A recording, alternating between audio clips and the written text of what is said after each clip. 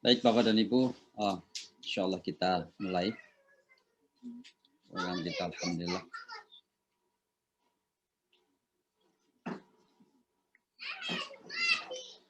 Bismillahirrahmanirrahim.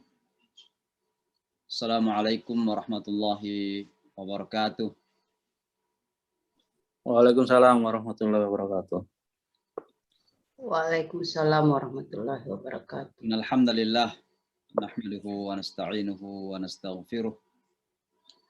Wa na'udzu billahi min syururi anfusina wa sayyiati a'malina.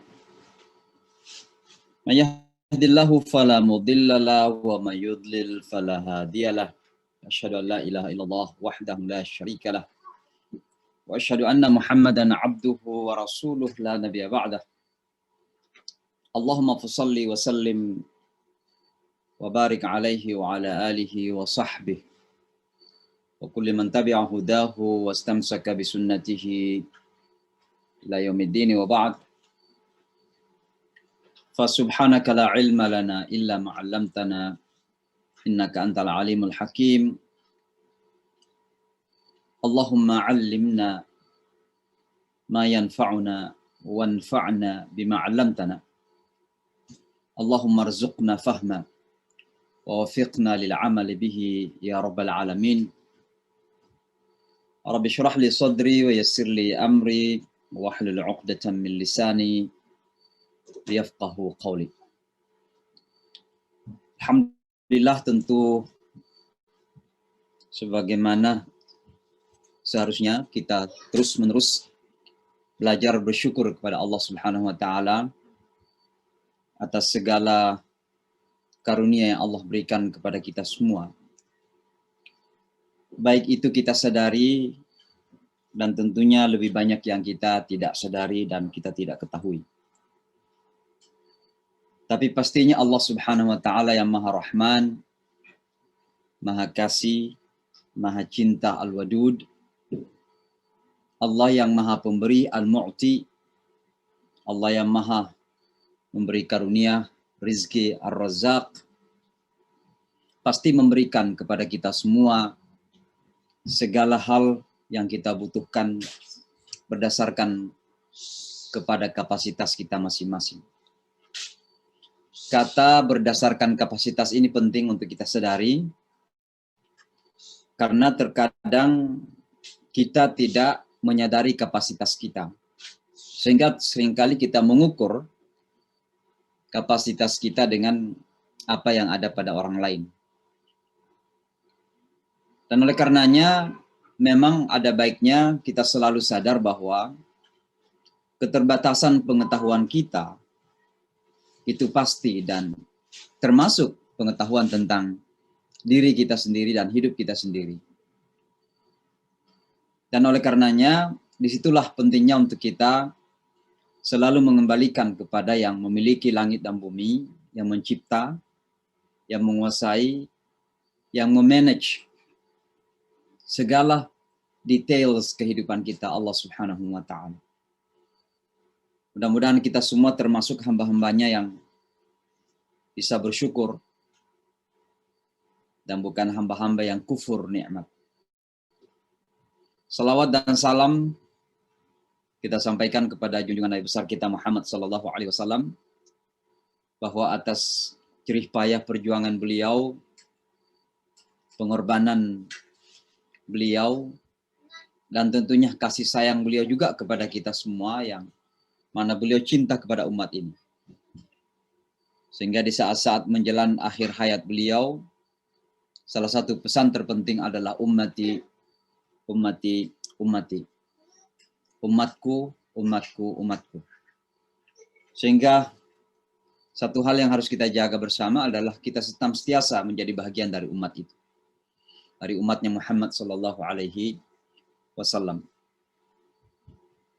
Sekali lagi selawat yang senantiasa kita saling mengingatkan untuk kita sampaikan kepada baginda Rasulullah ini bukan sebuah rutinitas biasa, tapi sebenarnya merupakan ekspresi kecintaan kita kepada beliau, baginda Rasulullah sallallahu alaihi wasallam, dan kecintaan kita kepada baginda Rasulullah adalah merupakan bukti bahwa kita beriman sekaligus komitmen untuk akan selalu membersamai sunnah-sunnah Rasulullah SAW demi kebersamaan kita bersama beliau di surganya nanti. Jadi cita-cita kita bersama Rasulullah SAW, cita-cita kita mendapatkan syafaat Rasulullah SAW. Nah tentu semua itu bukan simsalabim, bukan taken for granted, bukan diberikan secara cuma-cuma.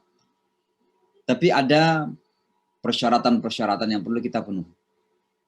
Nah, salah satu yang terpenting adalah membangun cinta kepada Rasulullah sallallahu alaihi wasallam. Al-hubbu lirrasul sallallahu alaihi wasallam, la yu'minu ahadukum hatta akuna ahabba ilaihi min walidihi wa waladihi wan nasi ajma'in. Tidak beriman di antara kalian sehingga dia mencintaiku lebih daripada mencintai ayah ibunya, anak-anaknya, dan semua manusia. Nah, ini kecintaan kita kepada baginda Rasulullah Sallallahu Alaihi Wasallam. Alhamdulillah, Bapak dan Ibu, pada malam ini kita kembali bertemu, melanjutkan ngaji kita bersama dari surah Al-Baqarah. Dan pada malam ini, setelah kita membahas beberapa ayat dari surah Al-Baqarah yang bercerita tentang Al-Baqarah itu sendiri, atau sapi betina, kita memasuki ayat 74. Dan ayat 74 ini merupakan respon kepada sikap, kepada karakter, kepada perilaku daripada Bani Israel.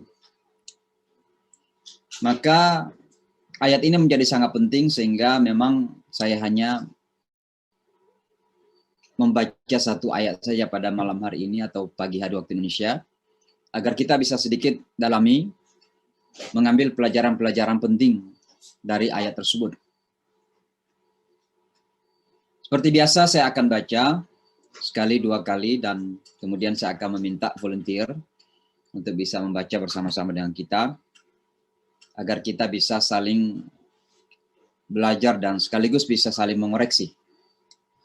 Saya akan membaca, silahkan diperhatikan. Dan nanti kalau misalnya ada kesalahan, silakan nanti dikoreksi.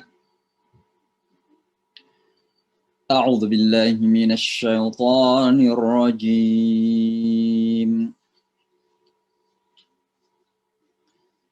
Bismillahirrahmanirrahim.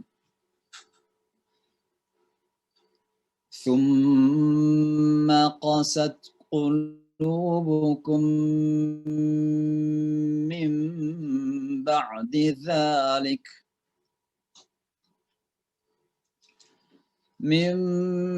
بعد ذلك فهي كالحجارة أو أشد قسوة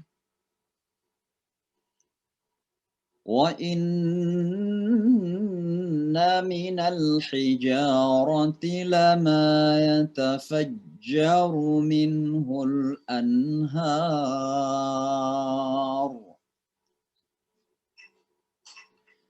وإن منها لما يشقق فيخرج منه الماء وَإِنَّ مِنْهَا لَمَا يَهْبِطُ مِنْ خَشْيَةِ اللَّهِ وَمَا اللَّهُ بِغَافِلٍ عَمَّا تَعْمَلُونَ. Coba sekali lagi. ثم قست قلوبكم من بعد ذلك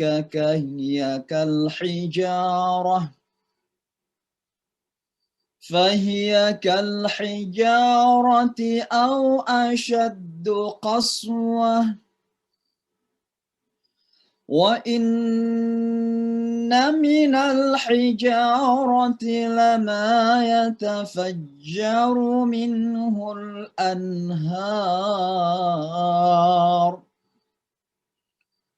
وإن minha lama yashaqqaqu fayakhruju minhul ma'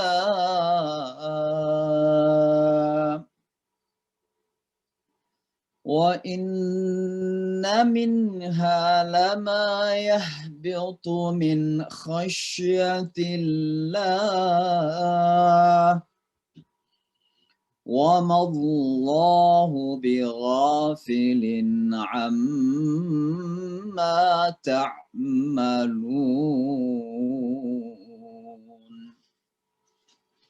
Sadaqallahul azim. Silakan yang mau volunteer di unmute dan dibaca. Siapa kira-kira yang mau? Fadal. Silakan Pak Syam.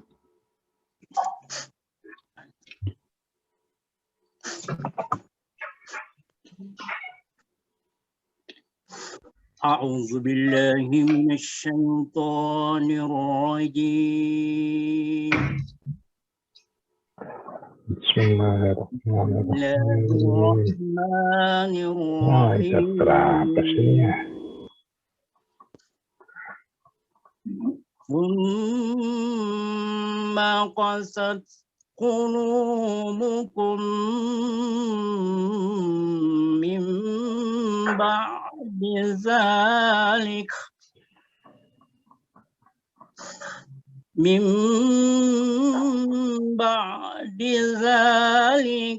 فهي كالحجارة أو أشد قسوة وإن من الحجارة لما يتفجر منه الأنهار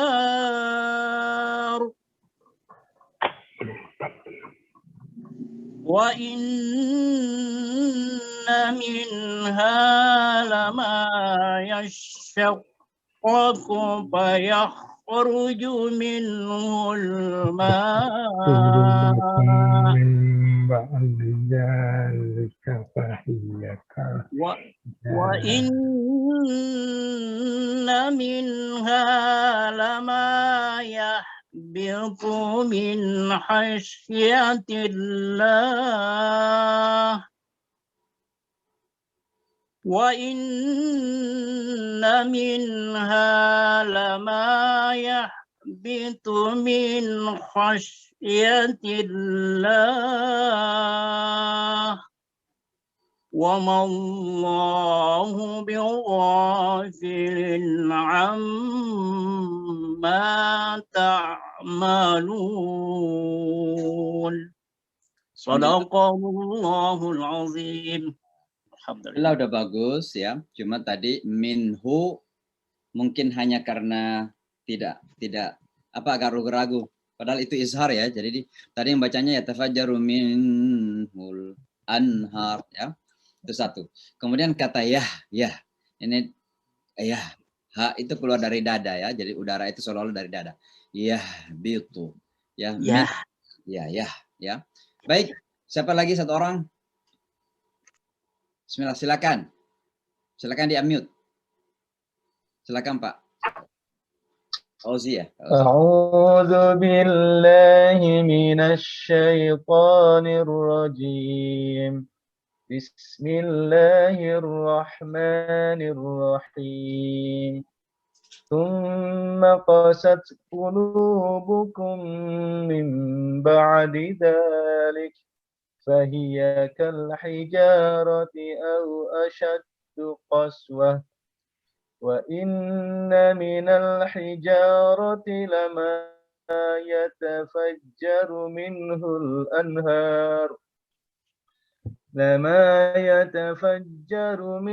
الأنهار وإن منها لما يشقق فيخرج منه الماء وإن منها لما يهبط من خشية الله وما الله بغافل عما تعملون. صدق الله العظيم. Alhamdulillah, udah bagus. Terima kasih Pak Ozi.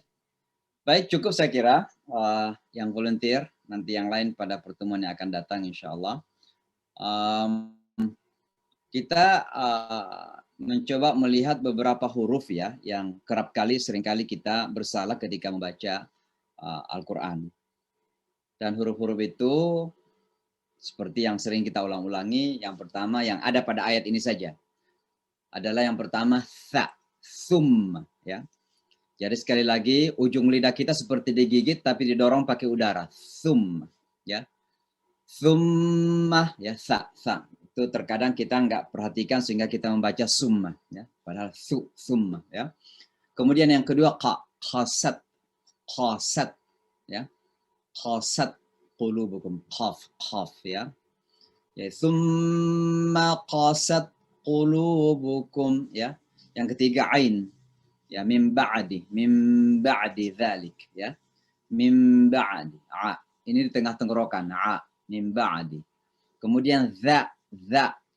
Ya, jadi lidah bagian atas itu kayak menyentuh gigi atas, za ya. Kemudian didorong, za ya.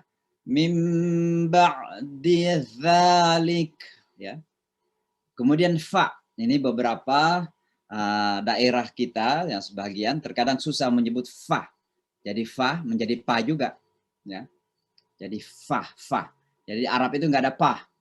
Makanya orang Mesir kalau bilang apa kabar, mereka akan bilang aba kabar karena mereka nggak punya pa.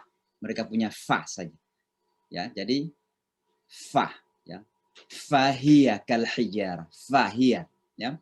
Kemudian yang biasa juga kita salah ha tentunya. Ini ain dengan ha itu satu tempat keluarnya. Tenggorokan tengah ya. Ha ain sama tempatnya. Fahiya kalhi ha. Fahiya kalhijarah ya, min ba'di kalhijarat. Au ashad sya ya. Au ashaddu qaswa ya. Jadi sya ya. Sya. Jadi kalau kita itu biasanya seperti Pak Syamsi atau Bung Syam ya. SY biasanya tulisannya dalam bahasa Indonesia sya ya. Kemudian kha ya, fayakhruju kha ya. Itu tenggorokan atas itu kayak udara bersentuhan dengan tenggorokan atas. Kha. Fayakhruju minhul ma. Kemudian yahbitu ta. Yahbitu. Ta tapi ditebalkan. Yahbitu ya. Yahbitu ya. Kemudian ghain ya. Jadi ghain ini itu tempat keluarnya sama dengan kha dengan ghain di atas. Kha ghain ya. Ghain dengan kha. Ghairil maghdubi, jadi jangan dibilang maghdubi, jangan dikalahkan. Ghairil maghdubi alaihim, ghairil ya.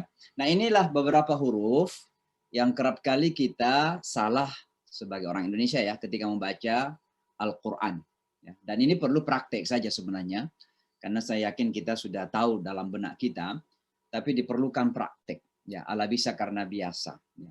Sama juga kita orang Indonesia sudah lama tinggal di Amerika. Kalau tidak terbiasa mempraktekkan aksen Amerika, ya bahasa Inggris juga ya aksen Sunda, aksen Jawa, aksen Makassar. Ya. Nggak berubah-berubah karena kita nggak latihan gitu, ketika kita berbahasa. Ya. Jadi penting untuk kita mempraktekkan ketika kita membaca Al-Quran. Dan kalau bisa kita identify beberapa huruf yang susah bagi kita. Ya. Misalnya apa ya? Bagi kita di Sulawesi Selatan ya biasanya susah membedakan suara S. Jadi semuanya cenderung sa semuanya. Isa sultilatil ardu silsalaha. Ya, kadang begitu kan. Padahal suara S dalam bahasa Arab itu banyak sekali. Ada dha, ada za, ada tha, ada dha, ada sya, macam-macam ya. Dan itu perlu latihan ya. Masing-masing ada haknya pada lidah dan mulut kita, bibir dan lidah kita ya. Itu makhraj ya.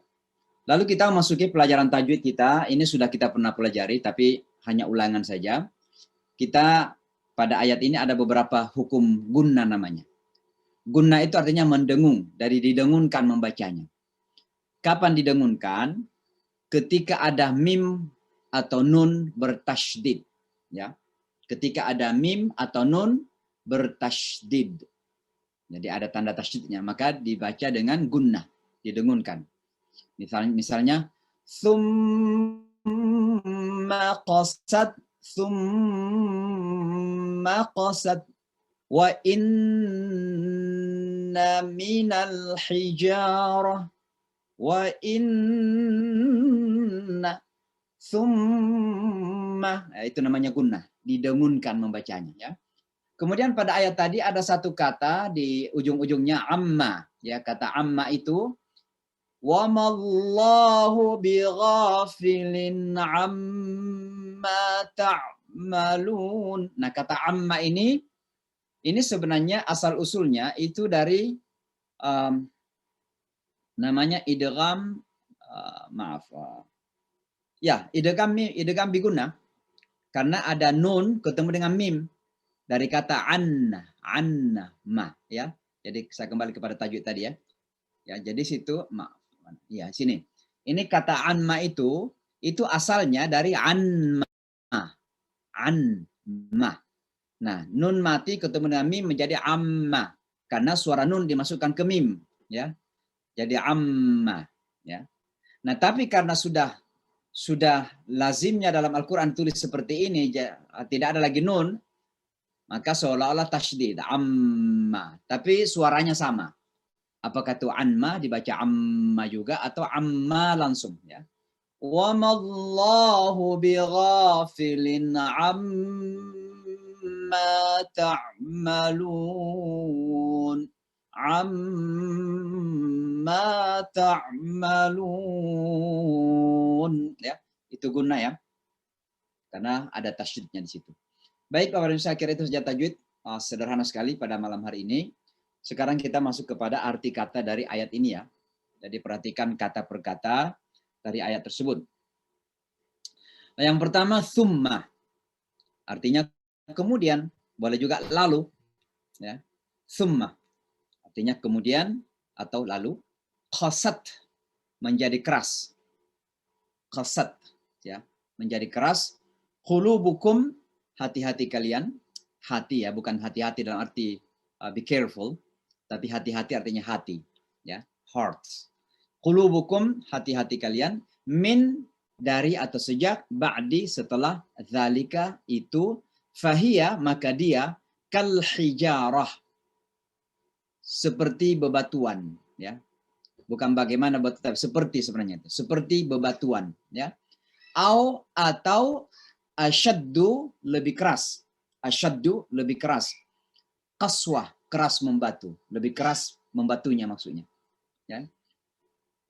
Wa inna, dan sesungguhnya, min, dari al-hijarah, bebatuan atau batu-batu, lama, apa yang yatafajjaru, memancar. Yatafajjar itu artinya memancar, artinya terpancar, keluar maksudnya, bukan cahaya memancar di sini, tapi air yang memancar itu yatafajjar. Minhu, darinya, al-anhar, sungai-sungai, dari kata nahrun. Nahrun satu, nahrani dua, anharun lebih dari dua sungai. Sungai-sungai. Wa inna, dan sesungguhnya, minha, darinya, lama, sungguh darinya juga, yashaqqaqu, ya, terbelah atau terpecah. Fayakhruju, maka keluar, minhu, darinya, alma, air. Alma itu air. Ma Zamzam, air Zamzam kan sudah kita kenal. Wa inna, dan sesungguhnya, minha, darinya, lama, ada yang, yahbitu, artinya terjatuh atau tertunduk. Yahbitu itu artinya terjatuh atau menunduk, ya. Min, dari, khasyah, takut Allah, takut kepada Allah maksudnya. Wama, dan tidaklah Allah bighafilin, lalai, amma, tentang apa, ta'malun, kamu kerjakan. Nah, itu kata per kata kalau kita artikan dari ayat-ayat tadi itu. Coba saya kembali kepada ayat tadi. Thumma, kemudian, qasat qulubukum, hati-hati kamu menjadi keras. Min ba'di, setelah zalika itu, setelah itu. Fahiyya, maka dia kal hijarah, seperti batu-batu, au asyaddu qaswa, atau lebih keras lagi. Ya. Wa inna, dan sesungguhnya minal hijarati, dari bebatuan atau dari batu-batu itu, lama yatafajjaru, ada yang keluar minhu, darinya al-anhar, sungai-sungai, ada yang terpencar darinya sungai-sungai. Wa inna, dan sesungguhnya minha, darinya lama yashaqqaqu, ada yang terpecah, ada yang terbelah. Fayakhruju, maka keluarlah minhu, darinya alma, air. Wa inna, dan sesungguhnya minha, darinya, ya, ha itu kembali kepada hijarah tadi, ya, batu-batu. Lama yahbitu, ada yang bersujud, ada yang tertunduk, ada yang terjatuh, ya. Min khasyatillah, dari ketakutan kepada Allah. Wa mallahu, dan tidaklah Allah bighafilin, terlalai, amma, dari apa ta'malun, kalian lakukan atau kalian kerjakan, ya. Itulah kira-kira terjemahan tanpa kita melihat terjemahan dari Departemen Agama atau dari siapapun. Kalau kita sudah bisa memahami kata per kata, tentu akan lebih mudah kita memahami tanpa melihat terjemahan dari Al-Quran. Baik Bapak dan Ibu, kita memasuki tafsir sederhana dari ayat tersebut.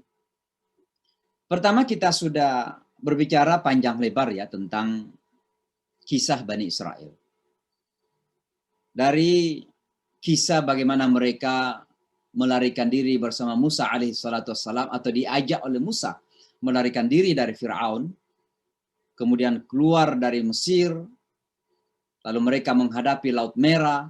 Laut Merah kemudian diperintah oleh Allah untuk dipukulkan tongkat, dan Laut Merah itu terpecah sampai mereka menyeberang ke seberang daratan, masuk ke dalam daratan tanah Syam. Ya, jadi yang membatasi antara Syam itu saat ini termasuk Suriah, Jordan, dan Palestina. Itulah semua dikategorikan sebagai tanah Syam. Ya, dan perbatasan antara tanah Syam dengan Mesir, ya antaranya ada Laut Merah. Ya. Maka mereka pun keluar bersama Musa dari Laut Merah, maka mereka mendarat di tanah Syam. Ya.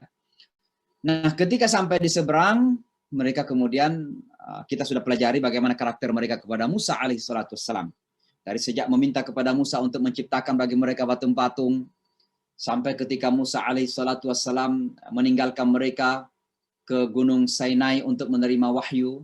Lalu kemudian mereka ditipu oleh Samiri namanya dengan sihir yang membuat patung lembu, dan mereka sembah lembu tersebut. Akhirnya Musa alaihissalam meminta mereka untuk bertaubat dengan cara membunuh diri-diri mereka. Ya, kita sudah tafsirkan apa arti membunuh diri. Sampai mereka pun ingin melihat Allah dengan jelas di hadapan mata mereka. Narallaha jahra. Ya. Kemudian Allah Subhanahu wa taala menjadikan mereka tersesat di padang pasir selama 40 tahun, tidak tahu mau kemana, ke barat, ke timur, nggak tahu jalannya, 40 tahun tersesat. Akhirnya mereka kemudian kelaparan, mereka kemudian kehausan, minta kepada Musa agar diberikan makanan. Musa meminta kepada Allah untuk mendatangkan makanan, turunlah manna wassalwa. Kita udah tahu ceritanya manna wassalwa. Ya. Baru 1 kali 2 kali makan manna salwa, makanan yang begitu lezat dari langit, mereka mengatakan kita sudah bosan dengan makanan yang sama. Ya. Mereka justru meminta makanan yang mereka makan dulu di Mesir. Apa itu? Ada bawang putih, ada bawang merah, ada macam-macam. Ya. Jadi makanan-makanan yang sangat sederhana lagi mereka minta. Padahal mereka sudah berikan makanan khusus yang istimewa namanya al-manna wassalwa. Ya. Akhirnya apa yang terjadi? Ya, Musa alaihissalam, Allah Subhanahu wa taala menjadikan makanan mereka rusak sebelum mereka mampu makan. Demikian seterusnya ya. Sampai suatu ketika di zaman Nabi Musa terjadi cerita ya, ini pada ayat yang terakhir kita bahas, terjadi pembunuhan. Terjadi pembunuhan di mana seorang pengikut Nabi Musa, orang yang kaya, orang yang punya harta, dan tidak punya ahli waris kecuali kemenakan saja. Nah, kebetulan kemenakan ini pun adalah kemenakan yang miskin-miskin. Nah, rupanya kemenakan ini begini tamak, ingin segera memiliki harta dari omnya, dari pamannya, maka mereka tidak sabar, dibunuhnya pamannya itu. Ya. Nah, tapi karena itu sudah ada hukum, ketika itu sudah ada hukum bahwa yang membunuh harus dibunuh, ada kisas. Maka mereka pun memutar otak mencari cara untuk bisa menyelamatkan diri mereka sendiri. Apa yang dia lakukan? Paman yang mereka sudah bunuh itu, mereka bawa ke depan pintu satu kabilah lain, satu suku lain. Bahkan ada yang mengatakan dilempar masuk ke dalam compound atau lingkungan suku tersebut. Lalu kemenakan tersebut berteriak-teriak keesokan harinya, paman kami terbunuh, paman kami terbunuh. Dan ternyata ditemukan mayatnya pada kelompok atau suku yang lain. Nah, hampir terjadi peperangan. Nah, akhirnya mereka semua menghadap ke Nabi Musa agar dicarikan jalan keluar.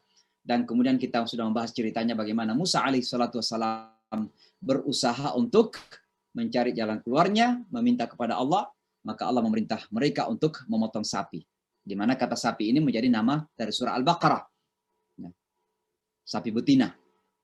Nah, dengan segala ketidakseriusan mereka bertanya bagaimana umurnya, bagaimana warnanya, bagaimana bentuknya, ya, karakter sapi itu ciri-cirinya bagaimana, hampir saja mereka tidak mampu melaksanakan itu. Nah, pada akhirnya setelah memotong sapi tersebut, Allah memerintahkan mereka untuk memukul mayat yang sudah meninggal, orang yang sudah meninggal itu, mayat dipukulkan. Dari mana? Dari sebahagian sapi. Ada yang mengatakan ekornya, ada yang mengatakan tulangnya, ada yang mengatakan lidahnya, ada yang mengatakan dagingnya, macam-macam pendapat para ulama kita. Tapi apapun itu adalah bagian dari sapi tersebut. Entah bagian yang mana, Allah yang Maha tahu. Tapi para ulama bisa memberikan tafsiran. Nah, dipukulkanlah sapi yang sudah mati, yang sudah disembelih itu, kepada orang yang sudah mati. Tiba-tiba saja orang yang sudah mati ini hidup kembali. Jadi, sapi yang sudah mati, dipukulkan kepada orang mati, ternyata hidup kembali. Nah, ini kan sesuatu yang dahsyat ya. Sesuatu yang dahsyat. Artinya apa? Di hadapan mata mereka, Allah menampilkan kuasanya. Karena sebenarnya bukan sekedar menghidupkan orang mati, Allah ingin juga menyampaikan kepada mereka bahwa Allah itu maha kuat, maha mampu, ya, maha kuasa. Jadi jangan lagi ragu bahwa kita ini akan dihidupkan oleh Allah setelah kematian kita. Nah, tapi apa yang terjadi? Ternyata semua inilah yang didapatkan. Pada ayat ini, "Tsumma qasat qulubukum." Kata "tsumma" itu artinya setelah semua kisah-kisah yang lalu itu. Setelah semua Anda jalani ya cerita-cerita yang lalu itu. Dari diperlihatkan di hadapan mata mereka bagaimana Allah kemudian menenggelamkan Fir'aun. Diperlihatkan di hadapan mata mereka bagaimana jalan di tengah laut itu terjadi. Diperlihatkan di depan mata mereka bagaimana Allah menurunkan makanan untuk mereka bisa nikmati. Demikian seterusnya Allah memperlihatkan kuasanya dari waktu ke waktu. Tapi apa yang terjadi? Tsumma. Dari semua itu, tsumma kemudian, ya, kata tsumma itu menunjukkan sebuah sikap setelah peristiwa terdahulu. Tsumma kemudian qasat qulubukum. Hatimu menjadi keras. Hatimu menjadi keras.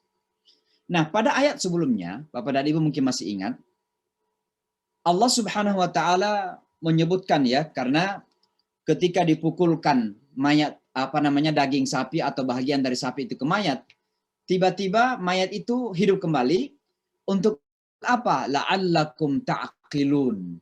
Ya, ayat sebelumnya itu, mudah-mudahan kamu berpikir atau berakal. Nah, kita sudah menjelaskan bahwa kata akal itu adalah tingkatan pemahaman tertinggi. Karena dengan akal itu, seseorang tidak sekedar memahami secara intelektual, tapi juga memahami secara batin. Maka harapannya sebenarnya, bahwa dengan nampaknya di hadapan mata mereka bagaimana orang mati bisa hidup dengan dipukulkan, hanya dipukulkan dengan sebagian mati yang sapi yang sudah mati itu. Seharusnya pemahaman mereka itu masuk ke dalam hati mereka. Kira-kira menyadari bahwa alangkah maha kuasanya Allah. Alangkah hebatnya Allah. Masanya untuk saya taat, masanya untuk saya mendengarkan Musa dan Allah Subhanahu wa taala tentunya. Tapi apa yang terjadi? Tsumma qasat qulubukum. Tapi kemudian hatimu menjadi keras. Hatimu menjadi keras. Nah, ini hati yang menjadi keras ini menjadi pusat diskusi pada ayat ini. Kenapa? Karena sesungguhnya hati memang menjadi pusat segalanya dalam kehidupan kita. Hati itulah yang kemudian menentukan bagaimana bentuk kehidupan kita, bagaimana karakter dalam hidup kita, bagaimana kita bersikap dalam hidup ini, itu ada pada hati itu. Nah tentu hati yang kita bicarakan tidak dalam pemahaman dokter, dalam arti liver. Ya, kalau kita di operasi terjadi serangan jantung, lalu kita mengatakan hatinya lagi dioperasi. Bukan itu yang kita maksud. Tapi ini adalah sebuah pengistilahan di mana di hati itu ada rasa, ada pertimbangan-pertimbangan. Ini saya tidak tahu bagaimana menerjemahkannya kata qalbun dalam bahasa Arab ini. Yang jelas bahasa Inggrisnya disebut heart, dalam bahasa kita disebut hati. Tapi kemudian hati bisa juga kalau kita makan hati ayam, ini hati ayam yang kita makan gitu. Kita maksud dengan hati yang itu. Nah, padahal ini bukan yang dimaksud. Ya.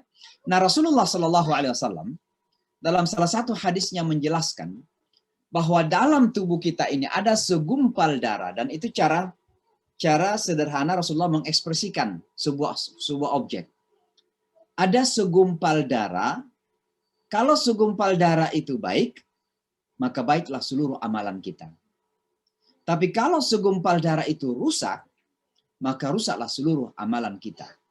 Dan itulah hati, kata Rasulullah Sallallahu Alaihi Wasallam. Dalam bahasa Arabnya disebutkan, ala inna fil jasadi mudghah. Sesungguhnya pada tubuh kita ini ada segumpal darah.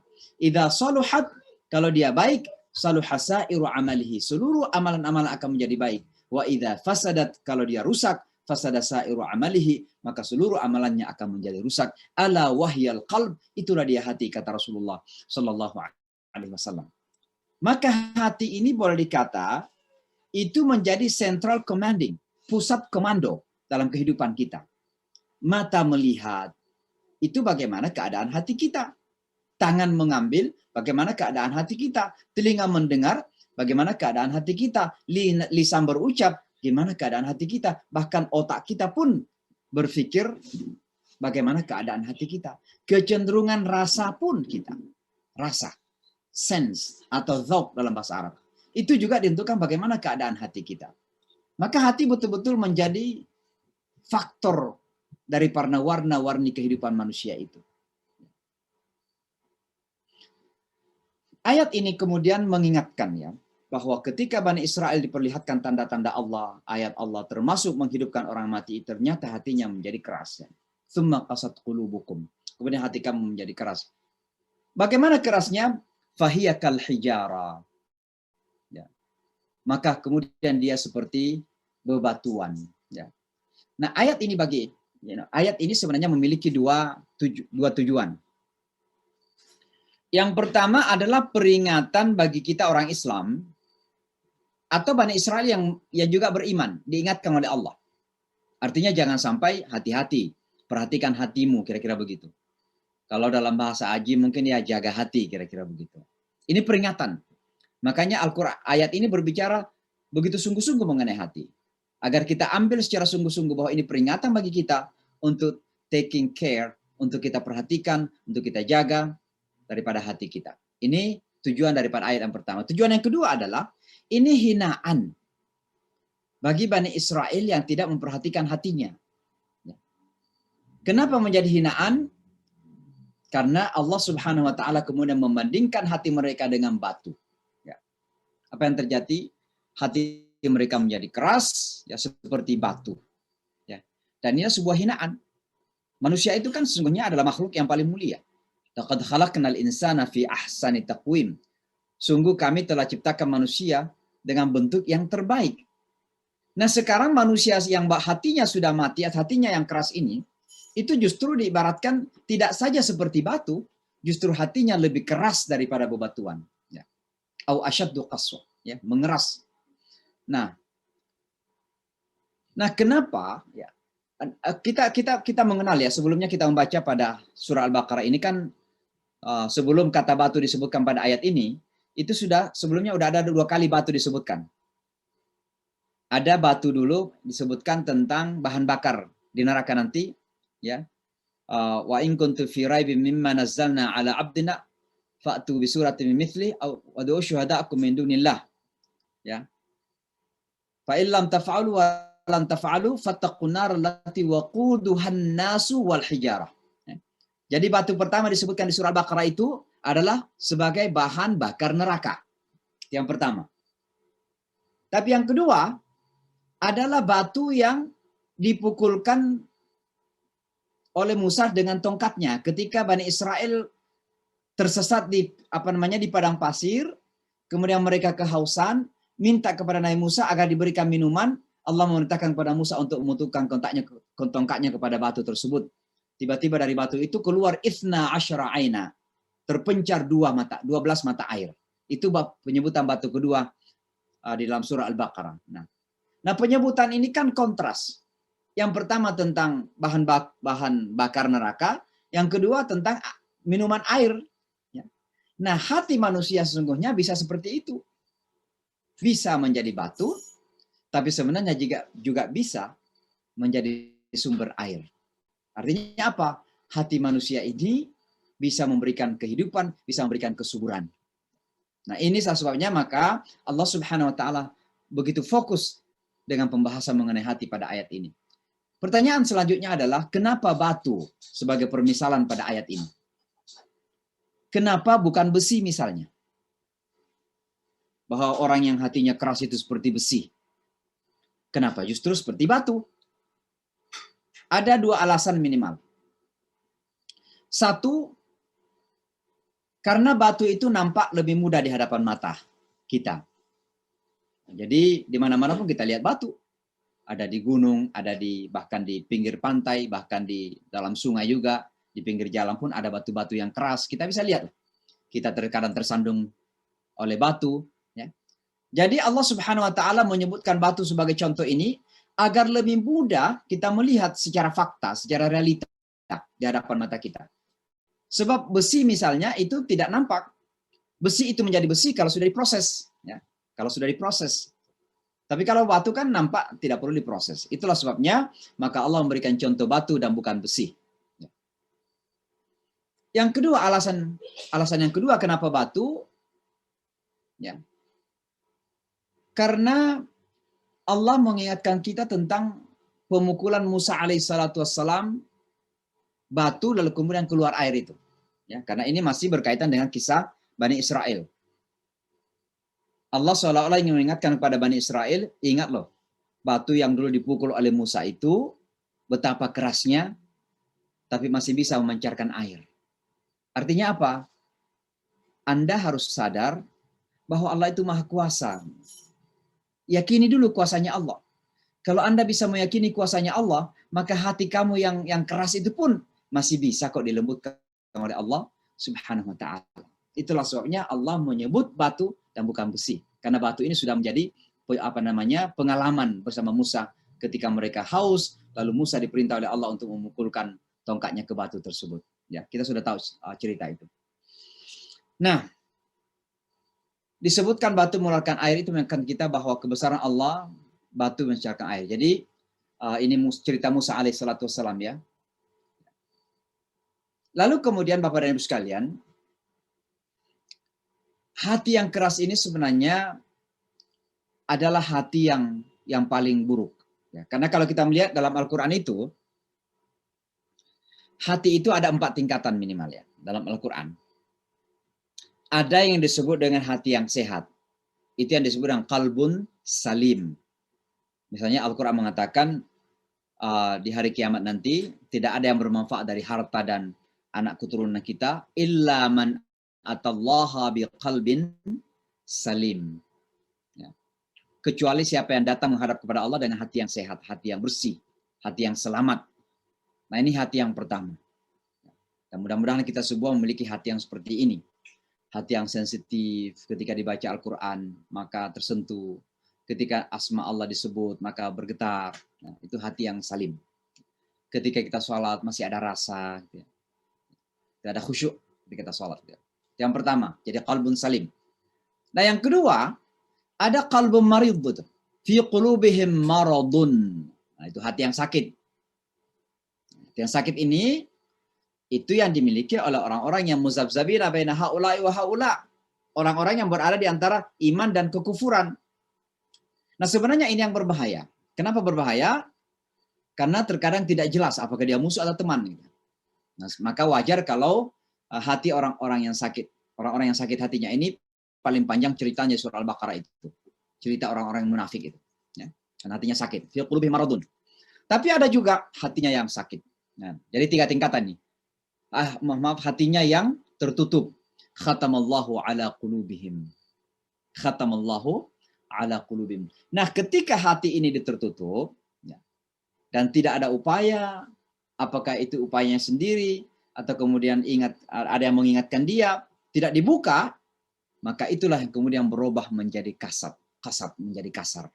Nah, jadi ibaratnya ada tanah liat misalnya, kemudian dibiarkan dia mengering, maka tanah liat itu menjadi batu. Ya, hati yang kasar itu seperti itu. Ya. Jadi sekali lagi ada 3 tingkatan hati, 3 bentuk hati. Hati yang salim, hati yang sakit, dan hati yang tertutup. Nah, hati yang tertutup inilah yang kemudian akan berubah menjadi hati yang keras. Kalau dia sampai tidak dibuka dengan nasihat, tidak dibuka dengan kesadaran, tidak dibuka dengan keimanan, ya, dan lain sebagainya. Fi qulubihim maradun fazadahumullahu marada. Khatamallahu ala qulubihim wa ala sam'ihim wa ala absarihim gishawa. Seperti disebutkan di surah Al-Baqarah di awal itu, ya.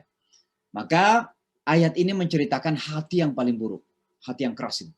Dan hati yang keras itu adalah karena hatinya memang sudah tertutup. Bayangkan ya Bani Israel ya.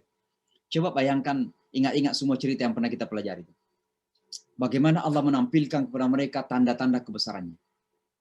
Bagaimana Allah juga masih kasih sayang kepada mereka. Mereka ingin melihat Allah secara kasar, dengan kasat mata gitu.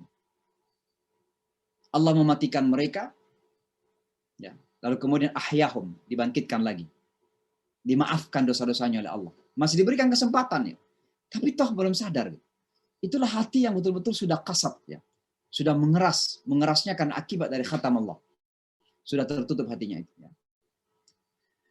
Nah, dan hati yang tertutup inilah gambaran hati sebagian Bani Israel. Ya.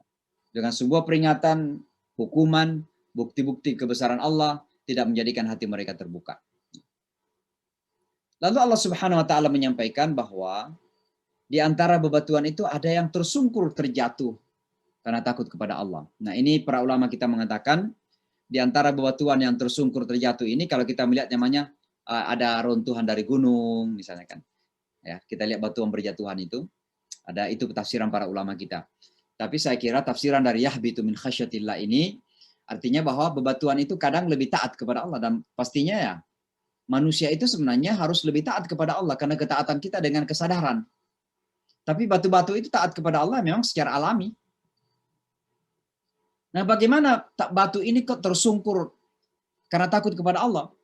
Ya memang batu-batu itu karena semua makhluk Allah ini, baik yang makhluk hidup maupun yang kita anggap sebagai makhluk mati, tidak hidup, itu yusabbihun, mereka bertasbih kepada Allah. Tapi Al-Quran mengatakan, walakin la ta'lamuna tasbihahum. Kamu tidak memahami tasbihnya mereka. Jadi batu-batu itu bertasbih. Maka sebagian batu ini kemudian tersungkur sujud. Ya bahkan diceritakan dalam hadis Nabi ada sebuah batu di Mekah itu selalu memberikan bersalam kepada Rasulullah Sallallahu Alaihi Wasallam. Ya, Al-Quran juga mengatakan tentang gunung misalnya. Lau anzalna hadzal Qur'ana ala jabal la ra'aitahu khashi'an mutasaddian min khasyatillah. Kalau seandainya Al-Quran diturunkan di atas sebuah gunung, maka engkau akan melihat gunung ini terbelah, mutasaddi', goncang, min khasyatillah, karena takut kepada Allah. Ini Allah Subhanahu wa Ta'ala seolah-olah menggelitik atau mengeritik hati yang keras itu. Coba lihat bagaimana kerasnya hati itu. Batu saja yang kita anggap ya benda mati, tidak punya apa-apa menurut perkiraan kita atau menurut penilaian kita. Tiba-tiba taat kepada Allah karena takut kepada Allah. Sedangkan hati manusia ini yang diciptakan dalam ciptaan yang terbaik, dimuliakan oleh Allah Subhanahu wa Ta'ala, diberikan amanah untuk menjadi khalifah, diberikan tuntunan Al-Quran, diutus kepada mereka pada Rasul, masih hatinya menjadi keras. Nah, coba bayangkan, ini betul-betul sebuah kritikan keras, bahkan penghinaan. Nah, ketika hati tidak merasakan khasyatullah lagi, atau hati mati itu, maka disitulah kemudian anggota tubuh menjadi liar. Maka jangan terkejut, kenapa kok ada manusia itu perilakunya terkadang lebih jahat dari hewan. Atau lebih kotor dari hewan. Ya. Anggaplah mohon maaf kalau saya menyinggung sekali lagi, orang yang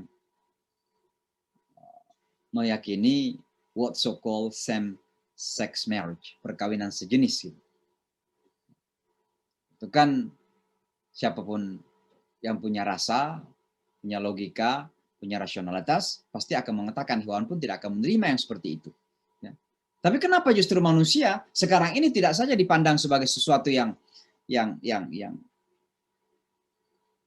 it's okay, itu sesuatu yang oke dilakukan, tapi justru dianggap sebagai hak asasi yang harus dibela. Kenapa bisa terjadi seperti itu? Nah inilah karena manusia kemudian hatinya sudah kehilangan khasyatullah. Akibat dari hati yang mengeras, hati yang telah ditutup itu. Maka mereka pun dalam pandangannya, dalam penilaiannya, dalam wawasannya, dalam berpikirnya, dalam penglihatannya, semuanya kemudian menjadi buas, ya, menjadi liar.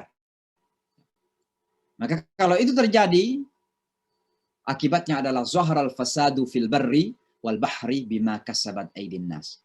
Kerusakan nampak di darat dan di laut karena diakibatkan oleh tangan-tangan manusia. Nah, itulah kita lihat sekarang apa yang terjadi di berbagai belahan dunia sekarang ini. Kerusakan terjadi di sana sini, peperangan-peperangan, terorisme yang terjadi, ya, manipulasi-manipulasi yang terjadi, yang kaya kemudian memanipulasi yang miskin semakin miskin. Nah ini semua terjadi karena apa?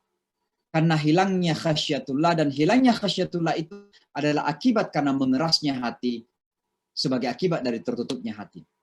Yang tentunya dimulai dari sakit hati tadi itu. Fi qulubihim maradun. Maka hati betul-betul menjadi sesuatu yang harus kita perhatikan dan harus kita jaga. Allah kemudian menutup ayat ini dengan mengatakan, ya, wa mallahu bighafilin amma ta'malun, dan Allah tidak luput, ya, tidak lalai dari apa yang kamu kerjakan. Kata ghafil, ya, kata fa'il dalam bahasa Arab itu namanya isim fa'il, ya. Itu menunjukkan sebuah penekanan, kepastian bahwa Allah sama sekali tidak pernah lalai dari apapun yang kita lakukan. Ya. Dan oleh karenanya, ini harus betul-betul menjadi pelajaran penting bagi kita. Kita sadari bahwa Allah menjaga gerak-gerik kita. Nah, Bapak dan Ibu sekalian, pada akhirnya ada beberapa pelajaran penting dari satu ayat ini yang penjelasannya secara sederhana kita telah sampaikan. Nah, yang pertama, pelajaran yang kita harus ambil, dan ini sangat penting karena walaupun ini cerita Bani Israel, sekali lagi saya ingatkan dan kita ingatkan diri kita, bahwa ini adalah untuk kita, ya, untuk kita pertama kali sebelum orang lain. Jadi pelajaran yang pertama adalah jaga hati, karena hati itu sensitif dan boleh dikata labil. Karena hati dalam bahasa Arab itu artinya qalbun, dari kata qalaba yaqlibu qalbun, qallaba yuqallibu taqlibun, atau aqlaba yaqlibu iqlab, itu artinya terbolak-balik. Ya. Dan hati itu begitu. Pemikiran kita ini itu menuju dari kekanak-kanakan menuju kepada remaja sampai kepada dewasa. Pemikiran kita itu bersifat dewasa. Ada namanya dewasa berpikir. Tapi hati itu terkadang hari ini begitu kuat beriman, besok karena faktor-faktor apapun, apakah karena faktor internal diri kita sendiri atau faktor eksternal lingkungan di mana kita hidup, tiba-tiba hati kita ini menjadi labil. Keimanan kita menjadi merosot. Maka hati itu harus diperhatikan. Jaga hati. Ini pelajaran penting. Ya. Jaga agar hati kita tetap selalu berada pada posisi salim. Tapi apakah itu mungkin? Ya, kita manusia. Mungkin kadang-kadang juga terjadi perubahan-perubahan.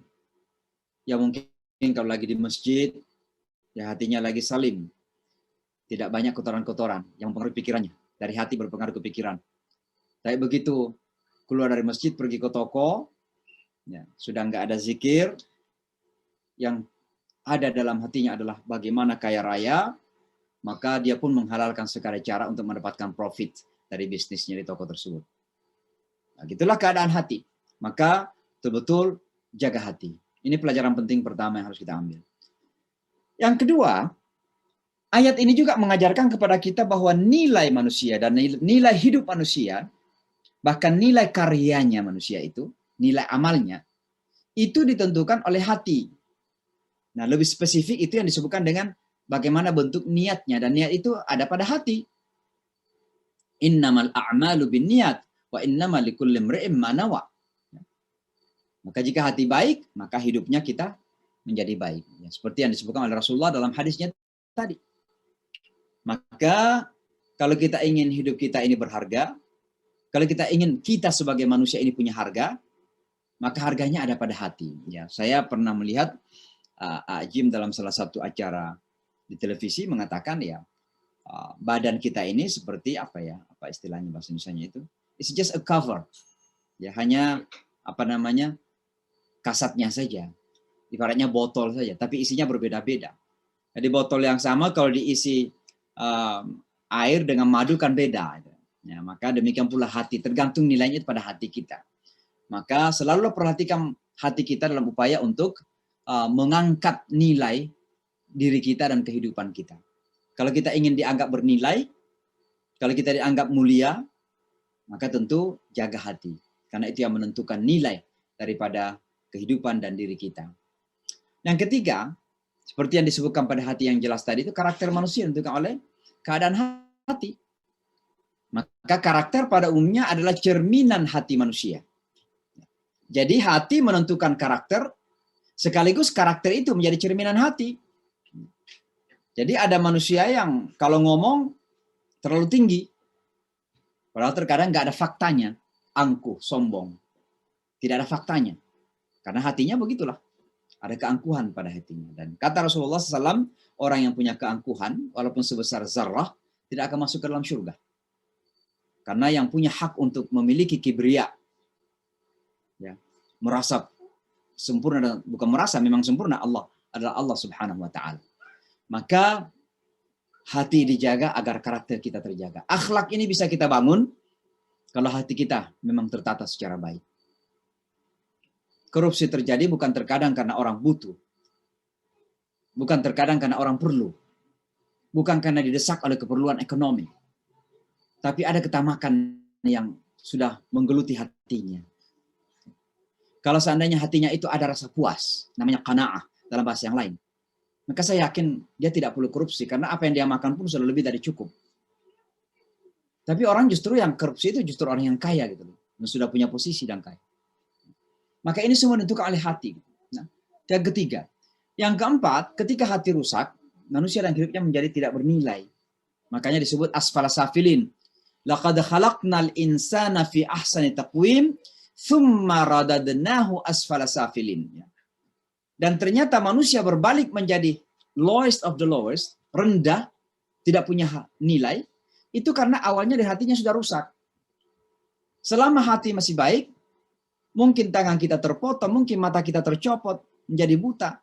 Seolah-olah tidak berharga secara fisik, tapi justru kita berharga di mata Allah. Nah, itulah nilai kita. Maka perlu supaya hati kita tidak rusak, agar kita tidak terjatuh ke dalam asfala safilin. Ya. Yang kelima, hati yang hidup atau baik akan mengucurkan air.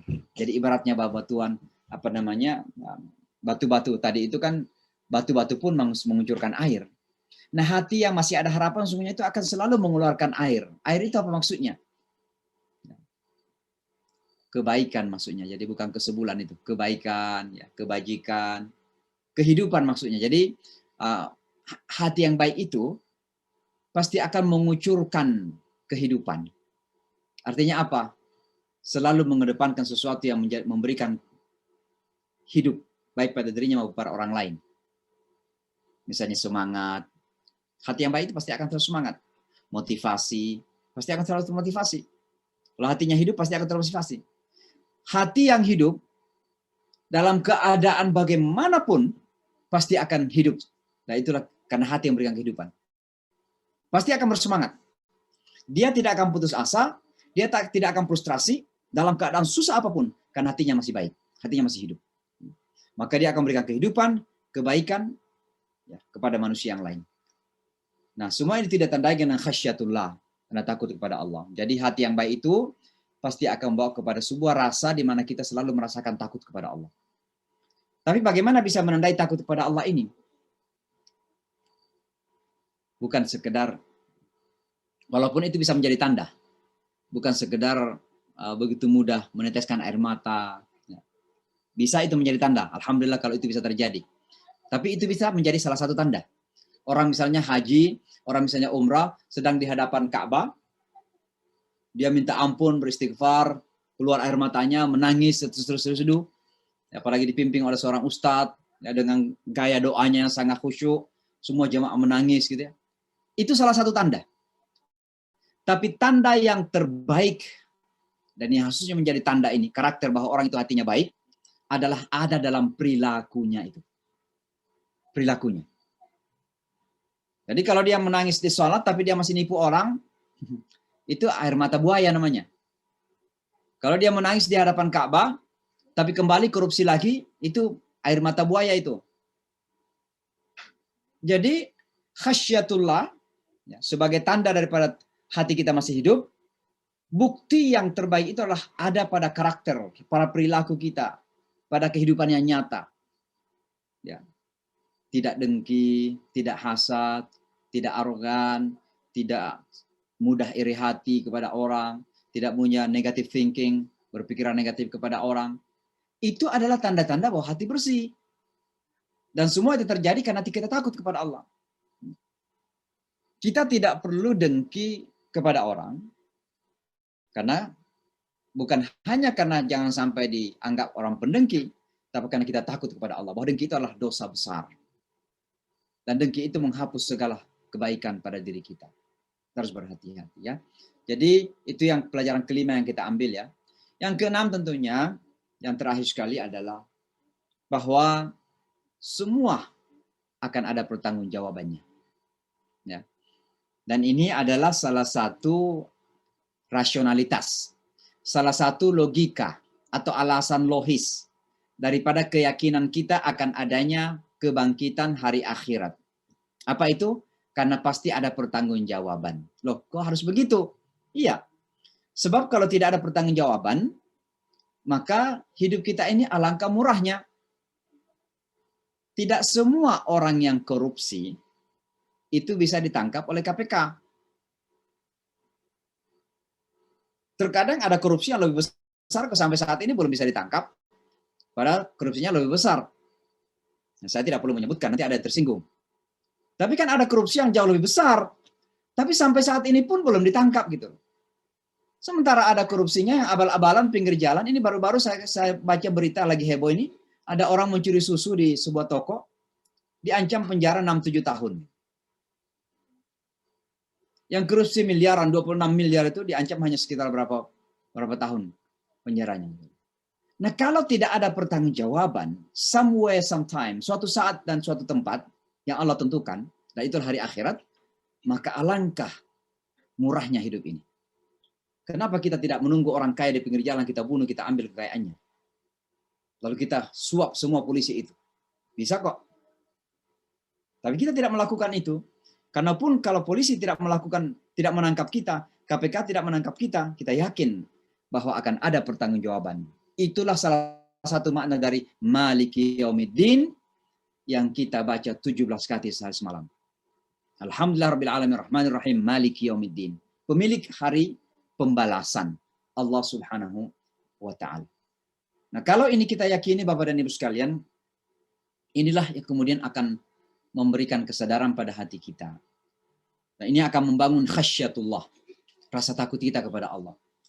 Bahwa segala sesuatu yang kita lakukan pasti akan ada pertanggungjawaban. Faman ya'mal mithqala dzarratin khairan yarah, wa man ya'mal mithqala dzarratin syarran yarah. Baik atau buruk yang kita lakukan pasti akan ada hasilnya, akan kita lihat. Saya kira demikian Bapak dan Ibu sekalian. Mudah-mudahan ada manfaatnya apa yang kita sampaikan ini. Saya memang hanya membaca satu ayat saja pada kesempatan ini. Jadi mudah-mudahan ada manfaat yang bisa kita ambil. Tapi intinya adalah kita belajar menata hati kita.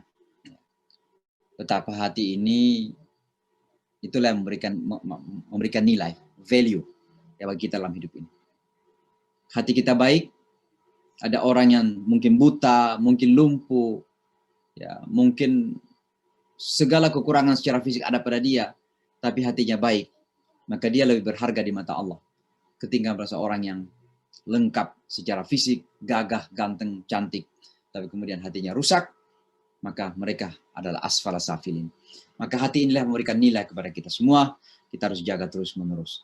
Ya muqallibal qulub, tsabbit qulubana ala dinik, atau tsabbit qalbi ala dinik. Ya wahai engkau yang membolak-balik hati, tetapkanlah hatiku di dalam agamamu ini. Ini harus kita doa kepada Allah. Maka kita jaga hati kita dengan pertama tentu selalu mengingat Allah Subhanahu wa taala, berzikir, ala bi dzikrillah tatmainnul qulub. Kemudian menjalankan perintah-perintah Allah, karena setiap kita menjalankan hati kita menjadi bersinar.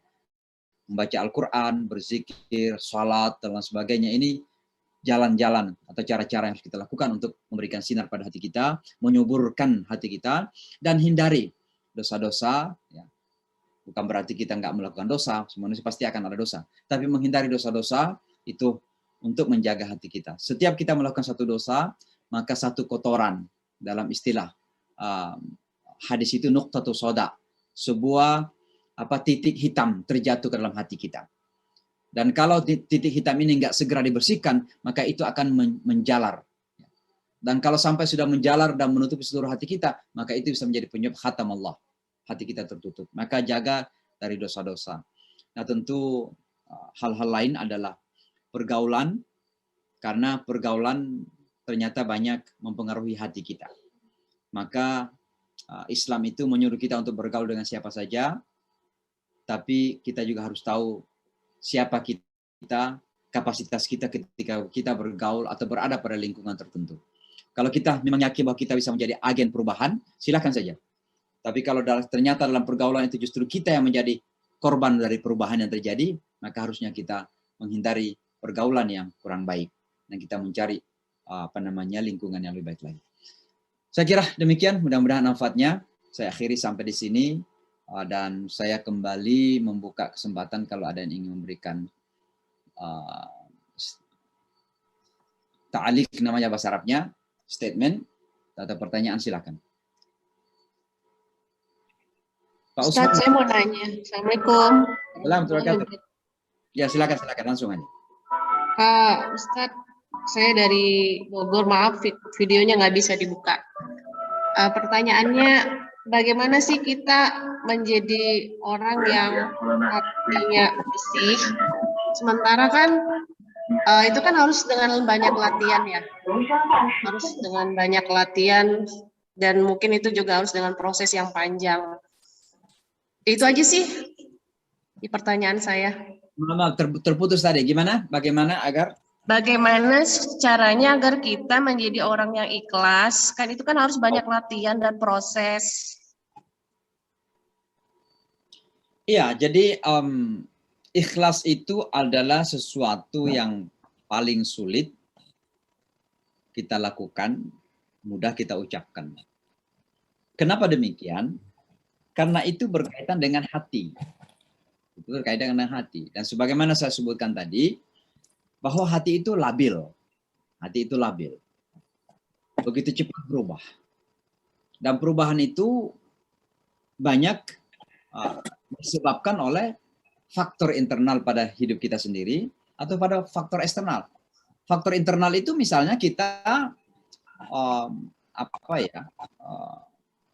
tidak menjaga perintah-perintah Allah, tidak menjaga larangan-larangan Allah, dan lain sebagainya yang berkaitan dengan agama yang seharusnya kita lakukan. Ini faktor internal. Ketika orang tidak salat on time saja ya, tidak salat pada waktunya saja, itu berpengaruh dampak dahsyat kepada hati itu. Hati kemudian mulai tidak sensitif tentang salat on time, salat pada waktunya. Dan kalau tidak sensitif lagi salat pada waktunya, maka ini dampaknya kepada tidak sensitif misalnya menepati janji. Kenapa orang terkadang tidak menepati janji, suka berbohong? Karena terbiasa misalnya tidak sholat pada waktunya, padahal memungkinkan. Hatinya nggak sensitif lagi, merasa bersalah kalau nggak sholat on time. Padahal nggak ada alasan untuk dia tidak sholat pada waktunya. Nah ini. Jadi ketika kita meninggalkan perintah-perintah Allah, apalagi terjatuh kepada dosa-dosa, maka itu yang kemudian menjadikan hati kita rusak. Dan kalau hati kita ini tidak bersih, maka niat yang kita lakukan itu susah untuk kita luruskan. Maka istilah kemudian perlu untuk kita melakukan apa yang disebut dengan tazkiyah. Makanya Al-Quran, coba lihat di surah Al-A'la ya. Qad aflaha man tazakka wa dzakara asma rabbih fasalla. Maka beruntunglah orang-orang yang melakukan pengsucian, tazakka. Lalu wa dzakara asma rabbih, dan dia ingat kepada Tuhannya, fasalla, dan dia salat. Artinya zikir dan salat yang kita lakukan itu banyak ditentukan oleh tazkiyah tadi itu. Pembersihan hati. Kenapa pembersihan hati ini penting? Sebab kalau hati ini tidak bersih, maka niatnya itu nggak lurus. Kita sholat pergi ke masjid, mungkin awal kita melangkah ya untuk Allah. Begitu sampai di masjid karena ada orang yang kita hormati, kita sholat sungguh-sungguh karena orang yang menghormati kita melihat kita misalnya kan. Berubah dia, labil hatinya kan. Ya, itu kembali kepada hati. Tapi orang yang hatinya bersih, orang yang hatinya subur, apakah dia melihat bos, apakah dia melihat bawahan, apakah tidak melihat siapa-siapa, hatinya bersih, maka Allah tetap melihat dia. Itulah keikhlasan. Maka sekali lagi keikhlasan ini banyak terkait dengan keadaan hati seseorang. Keadaan hati seseorang. Wallahu a'lam bishawab. Tapi ini perlukan latihan terus seperti yang disebutkan tadi. Silakan Pak Usman. Terima kasih Ustaz. Terima kasih Ustaz. Assalamualaikum warahmatullahi wabarakatuh. Assalamualaikum warahmatullahi wabarakatuh. Alhamdulillah, rahmat Allah, kita bisa bersua kembali dengan Pak Imam Sansiadik. Pertanyaan saya, Tas, apakah ada hubungannya ayat 74 summa kasat qulubukum dengan ayat ke-7 pada Al-Fatihah? Maghdubi alaihim. Saya pernah mendengar bahwa ayat ke-7 di Al-Fatihah ini, maghdubi alaihim, itu ditujukan kepada Bani Israel dengan alasan karena hatinya membatu. Nah, kebetulan hari ini kita membahas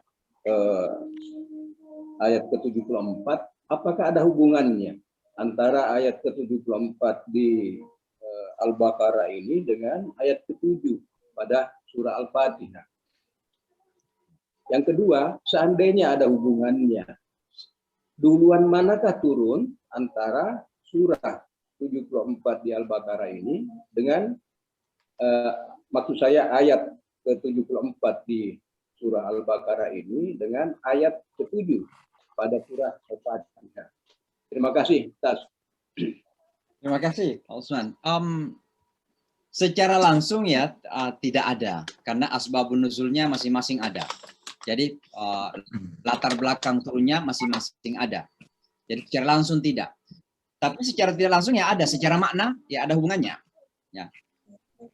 Penafsiran para ulama kita tentang al-maghdubi ini memang pada tafsiran klasik ya. Seperti Ibnu Katsir, Al-Qurtubi, At-Tabari dan sebagainya. Pada penafsir klasik masa lalu itu memang selalu spesifik mengatakan bahwa yang dimaksud al-maghdub artinya yang dimurkai adalah orang Yahudi. Dan yang sesat ad-dallin adalah orang-orang Nasrani. Nah, itu penafsiran para ahli tafsir kita di masa-masa yang lalu. Nah, tapi kalau kita melihat perkembangan kehidupan manusia, maka ini kemudian menjadi fluid, menjadi menjadi mencair ya. Jadi tidak spesifik kita tuduh kepada orang tertentu. Walaupun karakter itu masih ada. Tapi kita tidak menuduh kepada kelompok orang tertentu. Kenapa? Karena kalau misalnya kita berbicara tentang orang yang ingkar kepada Allah ya, antara Yahudi misalnya, dengan sekelompok orang yang sudah mengatakan bahwa Allah itu enggak ada karena sudah maju secara sains dan teknologi, mereka menjadi agnostik. Ya, nampaknya lebih kejam ini mereka yang tidak sama sekali mengimani adanya Allah ini. Oh, alam semesta ini tercipta dengan sendirinya. Tidak perlu ada pencipta. Gitu. Dan terkadang mereka menyampaikan itu seolah-olah berargumentasi secara logis, secara rasional. Nah, ini kan lebih kejam ini. Maka seharusnya al-maghdubi lebih dimurkai lagi daripada sekelompok orang yang disebutkan oleh para ahli tafsir klasik itu. Jadi maksudnya begini. Penyebutan para ulama kita kepada kelompok tertentu itu bukan sesuatu yang mengikat. Itu hanya penafsiran saja. Ini bisa berubah dengan perubahan-perubahan yang terjadi dalam kehidupan manusia. Nah, sekarang ini kan ada komunis yang betul-betul lebih kejam lagi dari kelompok manusia yang disebut Yahudi.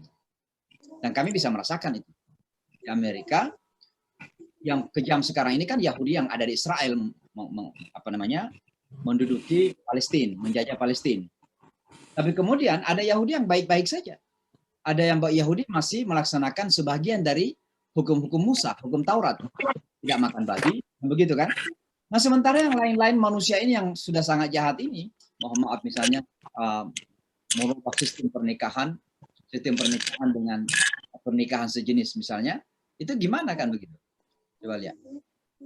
Ya. Dan ini sekelompok manusia yang semakin kuat propagandanya, memakai media, memakai kekuatan politik, ya didukung oleh politisi-politisi. Ya. Nah, coba lihat, saya baru menonton misalnya salah satu negara di Eropa Barat, ada yang mereka istilahkan pendidikan. Tapi pendidikan, mohon maaf, pendidikan seks, anak-anak disuruh nonton orang dewasa yang telanjang di depannya. Dan disebut pendidikan seks bagi anak-anak. Coba lihat. Coba lihat akal anak teman seperti itu. Apakah mereka ini bukan maghdubi? Saya kan mereka lebih maghdubi lagi. Maka walaupun kisah ini merujuk secara spesifik kepada Bani Israel, lalu kemudian waladhdallin, ya, seolah-olah para ulama kita menunjuk secara langsung Yahudi, maka itu adalah sebuah penafsiran. Ada sekelompok dari mereka yang maghdubi seperti itu. Tidak betul. Tapi itu bukan berarti mengikat. Bukan berarti itulah tafsirannya dan tidak tafsiran yang lain. Ternyata bisa juga kita memahami secara luas lagi dengan penafsiran-penafsiran yang lain berdasarkan kepada realita dan pelanggaran-pelanggaran kepada agama sesuai dengan zamannya. Ya. Misalnya ada masa-masa di mana Allah diistilahkan mati, God is dead, Tuhan sudah mati. Ini negara Barat ini kan mengatakan God is dead, Tuhan sudah mati gitu. Coba bayangkan itu. Jadi kalau Bani Israel dulu kan masih ya kadang mengimani, kadang naik turun, kadang tiba-tiba mengingkari lagi. Tergantung saja. Ini Bani Israel masa lalu. Tapi kan ini sudah mendeklarasikan bahwa Tuhan sudah mati. Kira-kira siapa yang lebih maghdub? Maka kita tidak bisa membatasi diri dengan penafsiran yang disebutkan para ulama masa lalu saja. Masih akan terbuka saja. Tanpa mengurangi rasa hormat kita kepada ahli tafsir di masa lalu. Kita hormat Ibnu Katsir, kita hormat At-Tabari, kita hormat Jarir dan sebagainya. Kita hormat semua ulama-ulama kita lah. Tapi jangan kemudian kita mengikat diri kita dengan pendapat mereka saja. Wallahu a'lam. Siapa yang duluan turun, pasti turun dulu lah Al-Fatihah lah. Al-Fatihah pasti turun dulu. Ya. Karena memang Al-Fatihah itu sudah dibaca dari awal salat. Baik. Terima kasih. Saya bertanya Ustaz. Ya silakan Bu Murni. Assalamualaikum warahmatullahi wabarakatuh. Salam. Ustaz tadi juga menyinggung agnostik, saya catat tadi agnostik. Saya pernah dengar gitu loh bahwa bisa orang Islam itu menjadi agnostik apa karena dia ilmunya terlalu mendalami ilmu atau kenapa itu bisa terjadi Ustaz? Assalamualaikum warahmatullahi wabarakatuh. Ya, karena orang Islam itu manusia juga. Dipanggil sebagai muslim itu bukan berarti kita kemudian menjadi malaikat. Kita masih manusia. Dan masih memiliki tendensi, kecenderungan, hawa nafsu, rasa yang sama dengan orang lain. Bedanya adalah bahwa kita punya Al-Quran sebagai tuntunan dan sunnah. Nah, tergantung bagaimana kita berpegang kepada Quran dan sunnahnya itu. Itulah yang menjaga kita. Nah, tapi kalau kita ini lahir dari orang tua muslim, dipanggil Abdullah, Muhammad, Umar, dan sebagainya, dan semua orang manggilnya sebagai muslim, tapi kita nggak peduli dengan Quran dan sunnah tadi itu, maka kita akan menjadi hanya sama dengan manusia yang lain. Disitulah kemudian ada orang Islam yang kemudian agnostik, ada orang Islam yang kemudian membela LGBTQ misalnya, atas nama freedom, gitu kan. Nah ini kenapa? Karena sama dengan manusia lain, rasanya, pemahamannya, logikanya sama dengan orang lain. Nah, jadi agnostik ini berkembang luar biasa ya. Di Amerika ini rata-rata orang-orang anak muda yang datang kepada kita ingin belajar Islam. Kalau kita tanya, agama kamu apa? Mereka mengatakan, I don't have. Saya nggak punya agama. Loh, kok bisa? Orang tua kamu? Ya, my parents, orang tua saya masih ke gereja.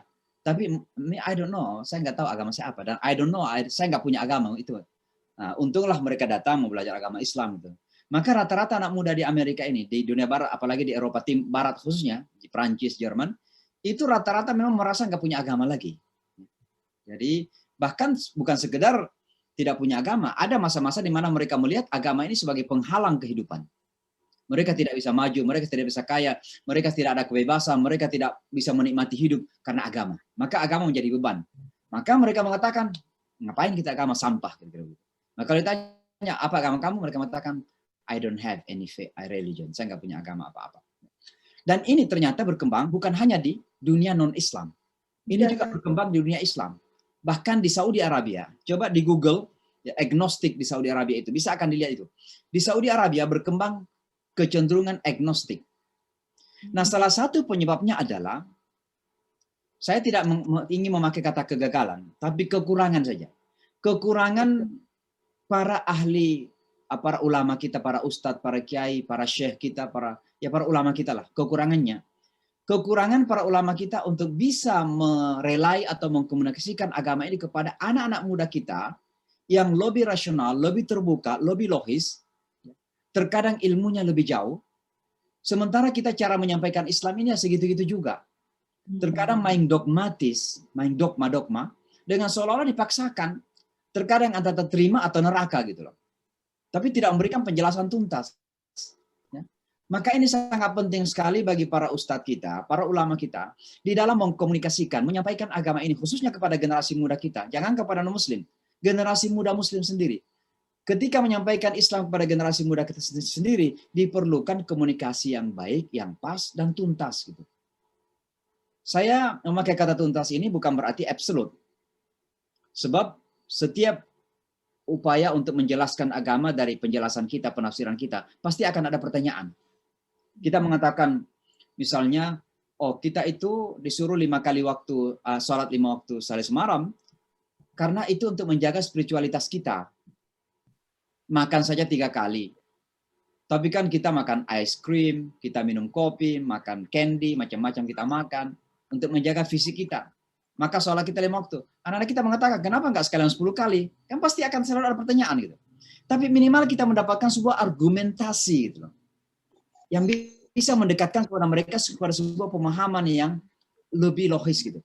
Tapi kalau dikatakan, kamu lakukan saja, itu perintah Allah dan Rasulnya. Itu kata Allah dalam Al-Quran.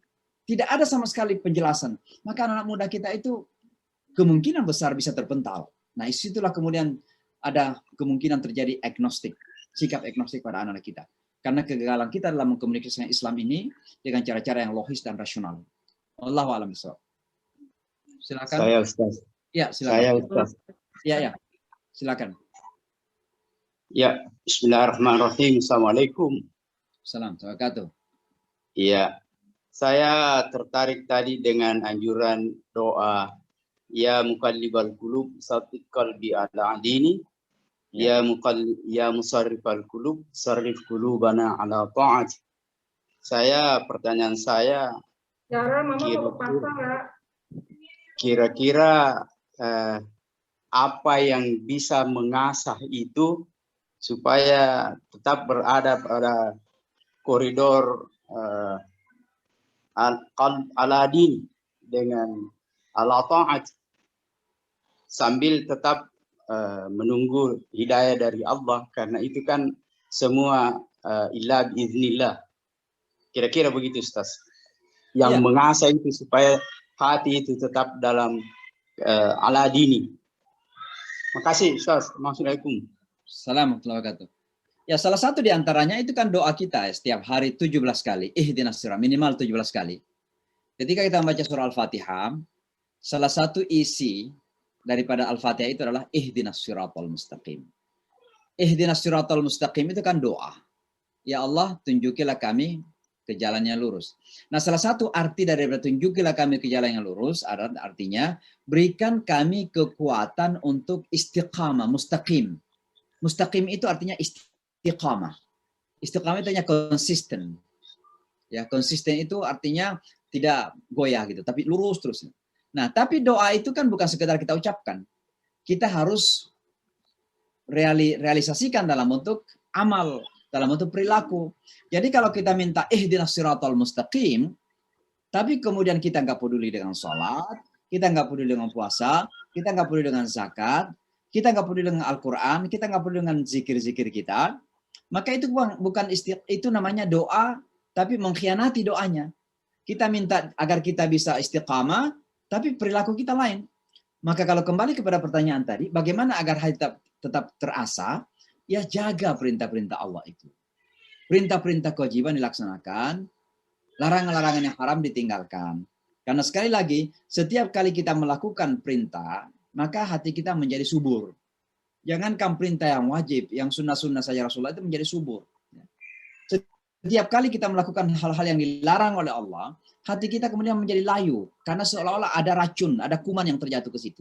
Itu menjadi hati kita kemudian layu. Maka ini harus kita jagain. Nah, tentu ditambah dengan amalan-amalan yang secara khusus. Misalnya ada zikir-zikir, ada tasbih, zikir pagi, zikir petang, ya, doa-doa. Sebelum makan pun itu menjaga hati kita. Allahumma barik lana fima razaqtana wa qina adzabannar. Ini kan doa sederhana itu. Tapi itu menjaga hati kita. Maksudnya bagaimana? Menjaga hati kita bahwa ketika kita makan itu bukan sekedar hawa nafsu gitu. Bukan sekedar ego di situ. Tapi yang kita minta berkah. Bukan yang kita minta enaknya atau banyaknya, tapi berkahnya. Lebih lagi razaqtana. Itu sebuah kesadaran bahwa makanan itu ada di hadapan kita, itu karena Allah yang memberi. Nah, itu kan menjaga hati kita. Jadi bukan karena saya Superman, bukan karena saya pintar, bukan karena saya kuat dan kaya, bukan. Tapi karena Allah memberikan rezeki. Nah, itu menjaga hati kita. Jadi coba lihat, ya, kecil-kecil saja. Sebelum kita tidur, Bismika Allahumma ahya wa amut. Doa, tapi kan itu sebuah filsafat kehidupan. Bahwa tidur saya, mati saya, dan hidup saya ini kan milik Allah. Itu menjaga hati kita. Maka ini semua cara untuk tetap menjaga agar hati kita tajam, sensitif. Agar hati kita tak bersih. Melaksanakan semua itu. Wallahu a'lam bishawab. Terima kasih, Pak. Ya, makasih. Sama-sama. Assalamualaikum Ustaz. Nyambung Ustaz. Ya, Kasih satu lagi Ustaz. Nah, terima kasih waktu Ustaz. Menarik tadi statement terakhir Ustaz ya. Bagaimana kita memaintain hati itu tadi kan sebenarnya kan sudah jelas ya, dengan zikir, dengan membaca Quran, melakukan sholat, hindari dosa, jalankan perintah Allah dan seterusnya. Tapi pada saat kita ingin menjadi agen perubahan gitu Ustaz ya. Misalnya kita saat ini di fenomena sosial itu kan seringkali melihat betapa kerusakan itu sudah ada di sekitar kita. Tadi Ustadz juga sampaikan bahwa koruptor itu sekarang sudah terang-terangan melakukan kejahatan gitu kan ya. Nah, pertanyaan saya adalah bagaimana sebenarnya perbaiki hati yang rusak itu? Kalau tadi memaintainnya kan sudah jelas ya. Tapi ketika yang rusak, ibaratnya itu bagaimana kita bisa servis hati yang rusak? Tidak hati kita saja, tapi mungkin bagaimana kita mengajak itu tadi ya, mereka-mereka yang melakukan penyimpangan sosial dalam konteks pelanggaran-pelanggaran hukum dan seterusnya tadi itu biar hatinya itu kembali terbuka. Seringkali kan kita akan menyerahkan ya udah tunggu hidayah saja gitu kan ya. Itu nanti Allah yang akan mengembalikan. Apakah memang kita hanya berpasrah seperti itu tanpa ada ikhtiar gitu Ustaz? Nah itu yang ingin saya tanyakan Ustaz. Ya Allah Ustaz. Mungkin saya akan merespon dengan merujuk kepada satu hadis ya. Hadis itu yang terkenal adalah hadis seseorang yang membunuh 99, lalu kemudian bertanya kepada seseorang apakah dia masih bisa diampuni, dan orang tersebut mengatakan kamu tidak diampuni lagi, maka dia bunuh juga, maka dia membunuh 100 orang. Tapi kemudian tiba-tiba berpindah bertanya lagi kepada orang lain, dan orang itu mengatakan ya kamu masih akan diampuni. Nah singkat cerita, dia pun mengatakan, gimana caranya agar saya diampuni? Orang tersebut mengatakan, pergilah ke sebuah tempat, pergilah ke sebuah kota di sana. Dan bergabunglah dengan mereka yang sedang beribadah kepada Allah di tempat itu. Nah, kata pergilah ke tempat itu, ini sesungguhnya kita harus pahami bukan sekedar bahwa dia akan ke sana untuk sholat. Tapi yang penting kita pahami di situ adalah, dia diminta untuk merubah lingkungannya. Dari lingkungan di mana dia tadi itu buruk, membunuh orang, pindah ke lingkungan orang yang beribadah. Artinya apa? Kalau kita ingin melakukan perubahan, termasuk pada diri kita sendiri, apalagi ingin merubah lingkungan, maka perlu kita melakukan perubahan lingkungan. Lingkungan harus kita rubah. Anggaplah korupsi misalnya di Indonesia, mohon maaf atau di negara lain, bukan hanya Indonesia saja. Korupsi ini terjadi karena memang terkadang lingkungannya seperti itu, dan lingkungan yang terbangun ini terkadang didukung oleh misalnya sistem yang ada kan. Orang korupsi bukan karena didesak oleh kebutuhan. Kalau yang ibu-ibu yang mencuri susu di toko itu kan memang terdesak, mungkin anaknya kelaparan itu. Tapi ini korupsi sudah punya perusahaan, punya jabatan lagi, tentu jabatan punya gaji besar. Tapi korupsi kenapa? Karena lingkungan yang terbangun adalah bagaimana orang ini kaya semakin kaya tidak memperhatikan lagi apakah halal atau haram gitu. Lingkungannya adalah gimana supaya kaya semakin kaya gitu. Nah, itu yang disebut dengan lingkungan yang materialis, lingkungan yang kapitalis gitu. Maka yang harus kita rubah untuk merubah seseorang itu, termasuk merubah diri sendiri adalah salah satunya yang terpenting adalah merubah lingkungan itu. Merubah lingkungan. Nah, merubah lingkungan itu tentu tidak perlu dalam istilah hadis itu la hijrata ba'dal fathi. Tidak harus misalnya berhijrah dari Indonesia ke Amerika atau dari Amerika ke Mekah. Ya, bahkan harus kita melakukan perubahan di tempat tersebut. Maka kita, misalnya Bapak dan Ibu yang di Indonesia, yang harus dilakukan sekarang ini untuk merubah adalah menjaga hati masyarakat ya, apalagi berbicara tentang hati kolektif, adalah rubah lingkungan Indonesia itu. Rubah lingkungan Indonesia itu. Bagaimana merubahnya? Ini mudah kita ucapkan ini, tapi mewujudkannya susah.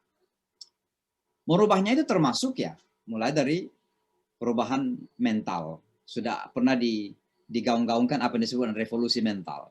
Entah sampai di mana sekarang revolusi mental itu.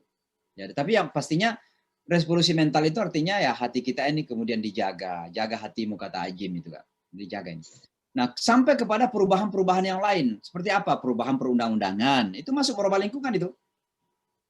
Sebab kita salat di masjid ramai, tapi undang-undang tidak menjaga orang untuk berbuat jahat di luar.